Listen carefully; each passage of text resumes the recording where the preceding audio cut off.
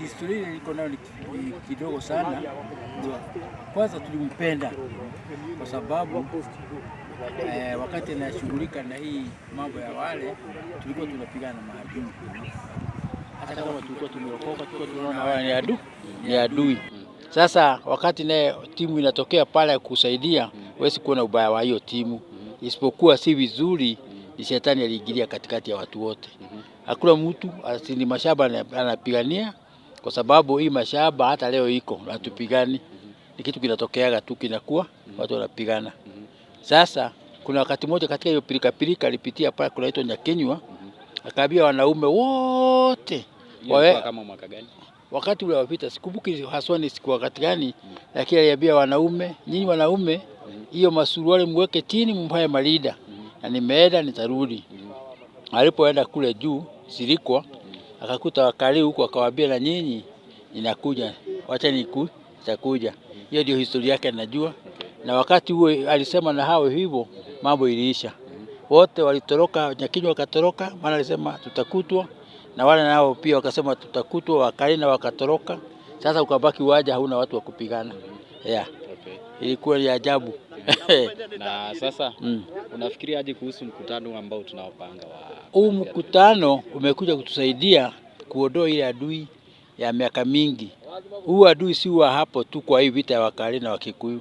Hata wakati wa ukoloni huu adui yako tu wanapigania. Hata hapa nimesimama, hii ilikuwa jela wakati wa ukoloni. Watu walikuwa hapa tumesimama Molo'S Stadium. Ilikuwa jela, yani ile watu wamekuwa wamefugiwa wote. Wanatoka kule mashambani wanawekwa hapa. Kwa hivyo unaweza tuelezea tukiwa tumesimama hapa some of the incidents ambazo zilikuwa zinafanyika within either inside the some of the gates za kuingia Molo. Majali ama zote majali all those incidents ambazo zimekuwa zikifanyika within hapa Molo. Tumesungukwa na hiyo ajali, maana pale chini kunaitwa tunaita Kinyonga. Ukivuka tu mto uko pale hapo juu iko hiyo alama. Nini mnaita Kinyonga? Kwa sababu watu wengi walikufia hapo.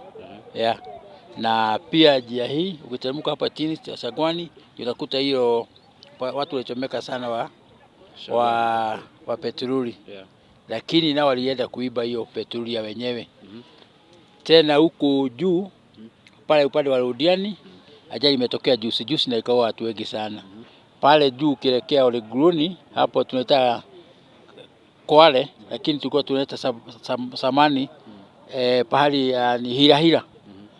Kona ya Hira kwa Kikuyu kona ya Fai. Hapo watu waliumia sana, walikufia hapo wengi sana. Kwa hiyo ndio mambo ambayo tunaona ni mabaya kwetu. Na hizo zote ndizo malango ya kuingia Molo. Ndio malango ya kuingia hapa. So do you expect sasa after 27? Mambo sasa ni kuisha. Maana tutapambana na adui shetani na hiyo maroho yote imekuwako. Tunataka tupambane mpaka tuhakikisha kwamba Molo tumekuwa ndugu. Na tunafurahia sana huo mwito wako nao. Na pia si hapa tu ambapo tuliko na hiyo shida, kuna sehemu zote za Kenya kuna shida. Maana ukisikia Mombasa kuna hiyo ni shetani tu anaingilia watu. Watu wanakosana. Mombasa watu wameshapigana na ukiuliza mnapigania nini hakuna mtu anatoa sababu ya kutosha. Kwa sababu hizo mambo zimekuwa zikifanyika.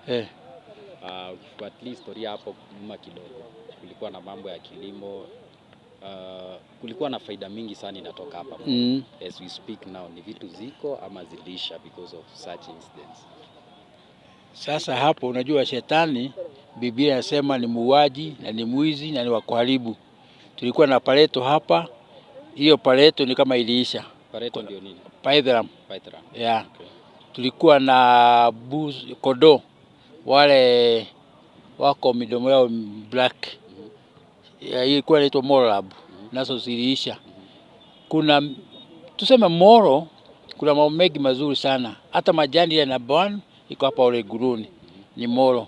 Kwa hivyo Molo ndio mambo yote, lakini naamini kwa baada ya hii maombi hiyo vitu tarudi. Maana ni vitu ya kupanda na kukua. Tena potato viazi hapa ni namba 1. Viazi ya Molo ndio namba 1 kwa Kenya. Angalia kamera waambie watu wakuje 2050 to 27. Jamani, kama mnaniona na kulisikia tarehe 25 mpaka 27 tuko hapa Molo Stadium. Karibuni nyote muje msikie kile kinawakuraga na ile kitu iko, na tufike mwisho wa shida zetu zote, na Mungu awabariki. Naitwa Ofasia, soma Biblia.